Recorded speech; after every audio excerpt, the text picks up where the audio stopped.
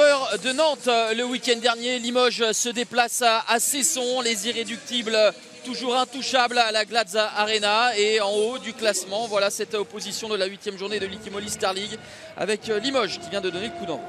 Un petit peu timide. Ouh, il a raté l'interception, Yoré de Lennet, c'est qui tout double. Et derrière, il est resté une éternité dans les airs, Junior Tuzolana, pour défier victorieusement Yann Genty. C'est bien, il a été très lucide, Junior Tuzolana. Dans ce genre de situation, on peut avoir la tendance à revenir premier poteau parce que l'angle est très important.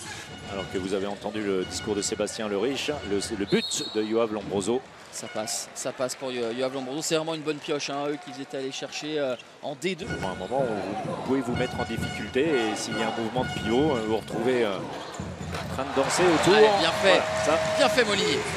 C'est propre. À la part de Robin.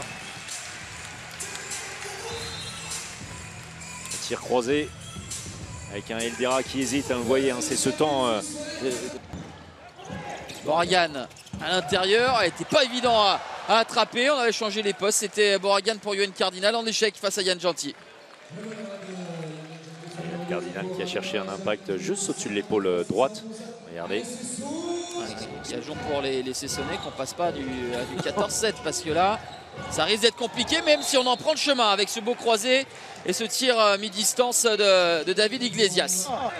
Allez putain, réveillez-vous! On se réveille là! Tous! Allez! Molinier. Ils sont loin. Et ça va aller jusqu'à Yoann Cardinal, ce sera 7 mètres. Non. Non. Et non. Suite à cette passe dans le dos, Yoann Cardinal. Derrière, le buzzer qui retentit. Alors, est-ce que FX, peut-être ce genre d'épiphénomène va peut-être sonner la révolte? Attention, allez jusqu'au bout. Voilà. Ouais, le ballon qui a voyagé à l'aile, mais la parade monstrueuse de Yann Genty devant Sylvain Aucher. On avait raté l'interception pour Yoré de Lennet. Ça n'a pas été sanctionné. Tant mieux pour le Slovène à Limoges.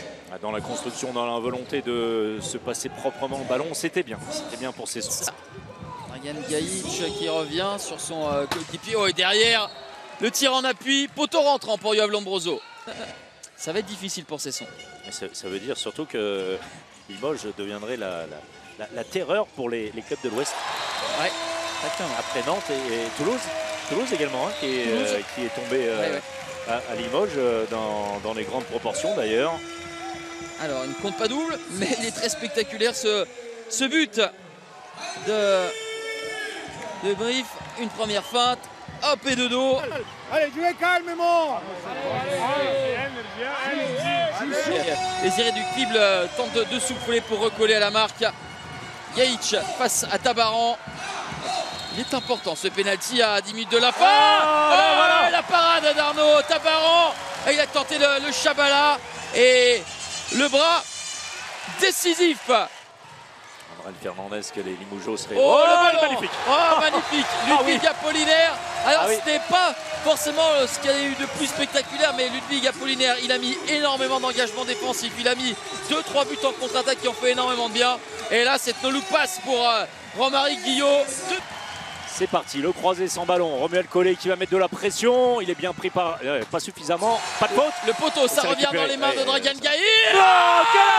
Énorme Arnaud Tabaran. Il allait chercher ce ballon dans la lucarne alors que Dragan Gajic était à 6 mètres. Ce qui est difficile aussi pour Limoges, c'est qu'on a Yoav Lombroso qui a été vraiment le grand artisan de la bonne première période, mais qui perd énormément des ballons. La balle de match avec Romaric Guillot.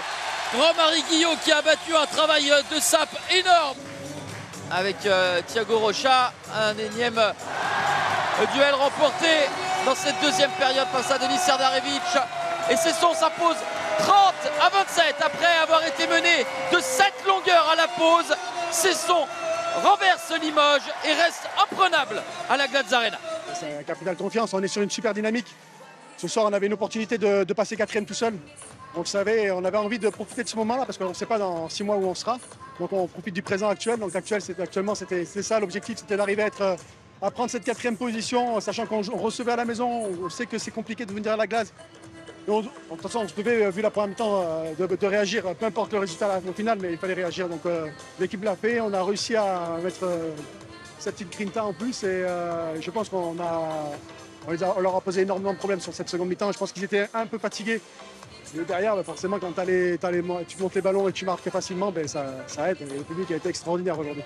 On savait que venir gagner ici à Cessan, il fallait mettre de l'impact, il fallait être lucide, il fallait jouer collectif. Et là, on a commencé en deuxième temps, on n'est pas allé vers le but. Peut-être on a manqué un peu de fraîcheur, d'ouvrir un peu le jeu parce qu'on était au milieu, on n'allait pas vers le but alors qu'il fallait peut-être aller un peu à l'extérieur, mais aussi bravo à eux, ils ont montré du caractère.